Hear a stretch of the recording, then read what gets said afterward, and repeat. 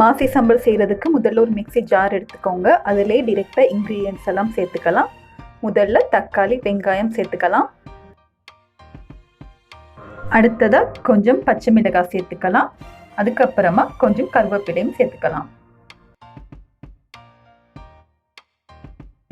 அடுத்ததாக பவுடர் பண்ண மாசி சேர்த்துக்கிறேன்.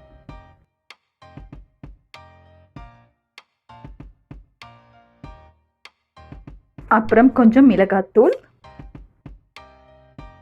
அடுத்ததாக கொஞ்சம் சில்லி ஃப்ளேக்ஸ் சேர்த்துக்கலாம். அடுத்ததாக 1 டேபிள் ஸ்பூன் சுகர் சேர்த்துக்கலாம். மிளகு கொஞ்சம். அடுத்ததாக உப்பு கொஞ்சம் சேர்த்துக்கலாம். உப்பு சேர்த்ததுக்கு அப்புறமா எல்லாத்தையும் நல்லா பிளெண்ட் பண்ணி எடுத்துக்கலாம்.